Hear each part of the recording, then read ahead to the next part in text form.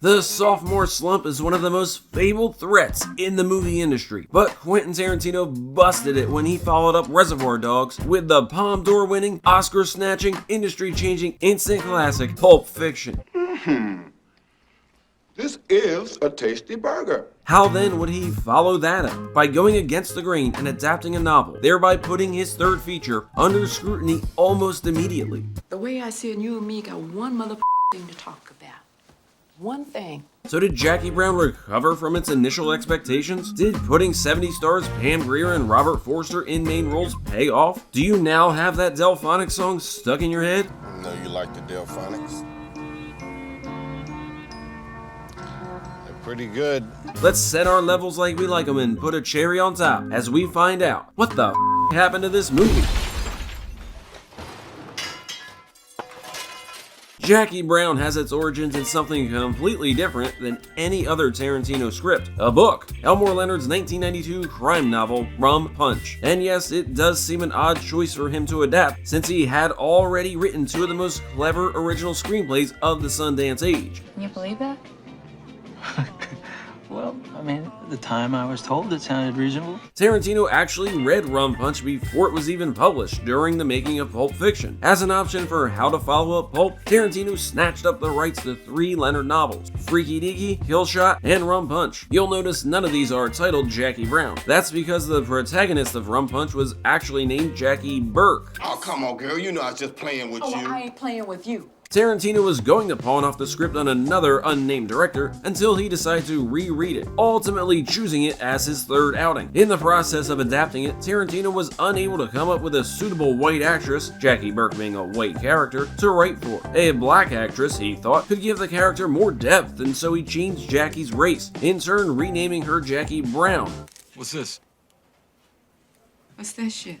Partly as an homage to Foxy Brown, the blaxploitation classic starring none other than Pam Greer, who Tarantino was now writing for. Despite this, Tarantino says Jackie Brown is absolutely not a blaxploitation movie. On changing Jackie from white to black, producer Lawrence Bender said she's very vulnerable, and by making her black instead of white puts her that much more into jeopardy. Tarantino made other changes too, like moving the location from South Florida to the South Bay neighborhood of LA. Not only does QT love LA, he doesn't like Miami weather. Tarantino called adapting his first novel an interesting challenge and deceptively difficult. It also put an automatic once-removed quality he hadn't experienced before. Fortunately, Elmore Leonard loved the script, reportedly saying it was one of the best he's ever read. And so now casting could begin. But I'm waiting on her. I'm ready to go. Yeah. You running George.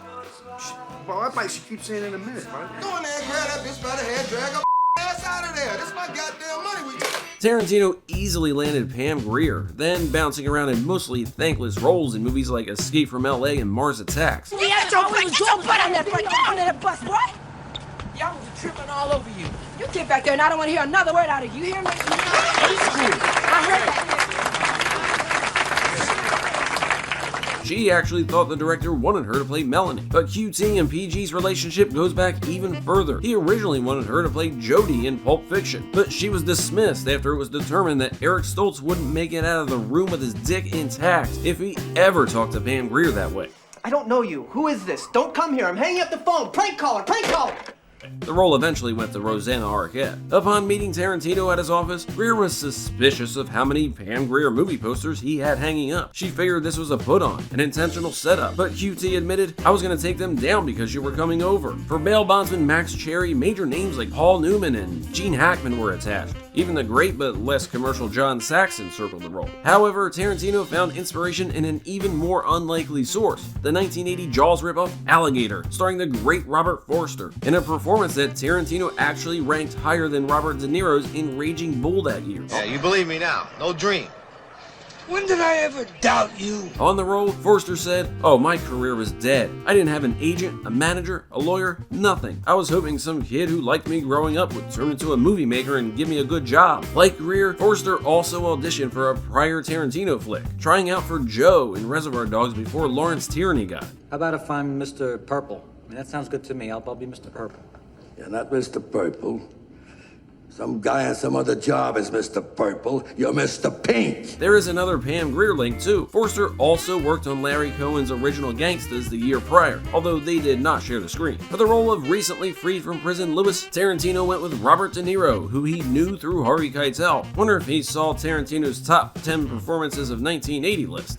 I didn't look like a bum. Oh, come on now, man. You know you had that Salvation Army thing going. De Niro came about the project when Harvey Weinstein gave him the script before Tarantino could muster up the courage. Sylvester Stallone later claimed he turned down the role. He would also snub Death Proof years later, so we can only assume he's afraid to show his feet on camera. Wiggle your big toe. On the other end of Lewis's gun was beach bimbo chatterbox Melanie, to be played by Bridget Fonda. Coffee's good, it gets you higher. You definitely know a lot about that. Not surprisingly, one of the standouts in Jackie Brown is Samuel L. Jackson as gunrunner Ordell Robbie. You told him it's me? They already know it's you. Goddamn, that don't mean you got to confirm it. Jackson had a specialized look, described as a samurai, mad priest, mad kung fu priest on the mountain look. For research, Jackson read both Rum Punch and The Switch, which also featured Robbie. Wonder if it was the same copy Tarantino shoplifted as a teen. The most trivia-worthy casting is that of Michael Keaton as ATF agent Ray Nicolette, a character he would reprise for a cameo in Steven Soderbergh's Out of Sight, another Elmore Leonard adaptation, the next year. Ray's working with the FBI task force on the prison break. Tell me, Ray, do you ever wear one that says undercover? No? Tarantino insisted Miramax not charge Universal to use the character, seeing how important the character would be to Soderbergh's story. Miramax was going to have to lease the rights to, and I, could charge them money, and I said, no. They get Nicolette for free. Early on, Keaton even tried to talk Tarantino out of casting him, but they reached an agreement over a night of drinking nothing but Jägermeister. Dear viewers, if you need a vomit break, go for it.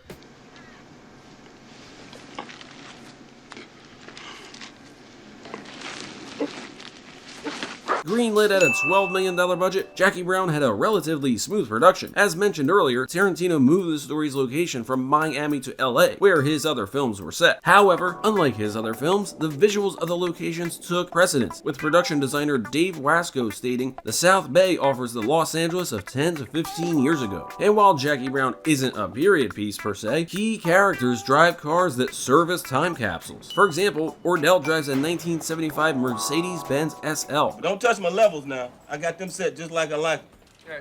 And Jackie drives a 1980 Honda Civic, which the most observant will notice is the same one Bruce Willis drives in Pulp Fiction. It's no pussy wagon, but it can get to the airport. Where did you get this motorcycle? It's not a motorcycle, baby. It's a chopper. Come on, let's go. What happened to my Honda?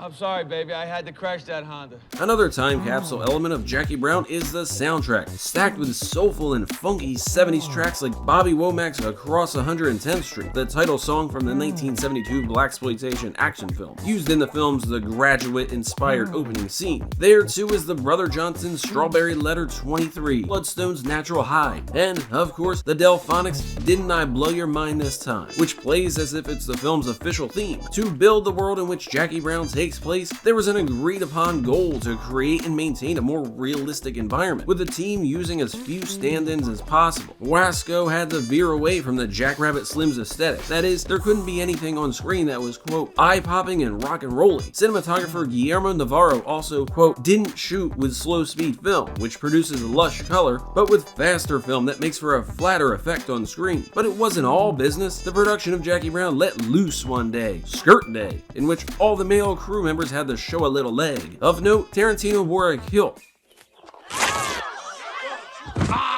There's no more than what God gave me, you Puritan pukes. Jackie Brown opened on Christmas Day 1997, debuting at number 5 with just $9.2 million.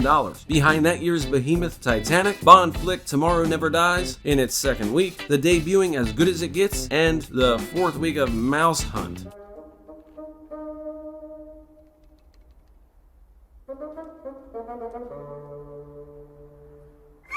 Eventually, it would make $39.6 million, easily earning back its small budget. But it failed to make the splash that Dogs did at Sundance or Pulp did at Cannes. At 154 minutes, Jackie Brown was criticized for being too long and having a slow pace. Its straighter chronology and linear structure, although Tarantino couldn't help but play with the timeline a little bit, also threw some for a loop, interestingly enough.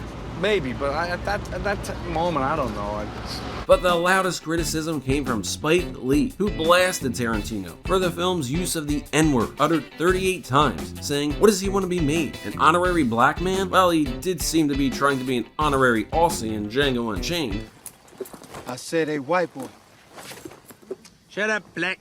You ain't got nothing to say I want to hear. Lee said, quote, I have a definite problem with Quentin Tarantino's excessive use of the N-word, and let the record show that I never said that he cannot use that word. I've used that word in many of my films, but I think something is wrong with him. He says he grew up on blaxploitation films, and that they were his favorite films, but he has to realize that those films do not speak to the breadth of the entire African American experience. I mean, the guy's just stupid. Spike Lee said in that same argumentative whatever that was that he said that he used the word at home. He should fix that. Not worry about what somebody's doing in their film. If Jackie Brown's 38 uses of the N-word make Tarantino stupid, what does Django's 110 times make him? Reviews were strong overall though, with perhaps the highest praise coming from Elmore Leonard himself, who said, that was not an adaptation, that was my novel. Following Pulp Fiction's 7 Oscar nominations and Best Original Screenplay win, expectations were high for Miramax to turn up huge at the Oscars. Instead, weight was thrown behind Good Will Hunting, and the only nomination it got was Best Supporting Actor for Robert Forster, but he lost to, Robin Williams for Good Will Hunting. It's not your fault. It's not your fault. Don't with me. Pam Grier would get nods from the Screen Actors Guild and the Golden Globes. Jackson also picked up a nod from the HFPA, but Tarantino's hopes of seeing Grier be the first black woman to win the Best Actress Oscar would be quashed, as Grier failed to secure a nod. Now that shit worked my nerves, you and that motherfucker being so buddy-buddy. Hey, if I wasn't so buddy-buddy with that this wouldn't work. With both Grier and Forster, Tarantino was further establishing a reputation for resurrecting actors' careers, as he did with John Travolta on Pulp Fiction, and would later give a go with the likes of David Carradine, Daryl Hannah, Bruce Dern, and more. Unfortunately, neither Grier nor Forster exactly exploded in a Travolta fashion, although Grier did later gain praise for her turn on Showtime's The L Word. Despite not being as revered as Pulp Fiction and others, Jackie Brown still feels special in the filmography of Quentin Tarantino. It's not quite unique necessarily, but it's more mature, and that counts for something. It's not really something I think about. It initially felt like lesser Tarantino, but as years pass, Jackie Brown has gained a respectable following, with many ranking it as their favorite of the directors. Tarantino himself has said that it gets better the more times you see it, and he has a point. As even Pam Grier said, it encompasses so much. It's like watching a 3D puzzle in your brain. It now makes sporadic appearances on Best Of lists, even ranking 215th on Empire's 2008 list of the greatest films ever made. Still, it remains, more than 25 years after its release, an underappreciated gem. And when you absolutely, positively got to kill every motherfucker in the room, except no substitutes.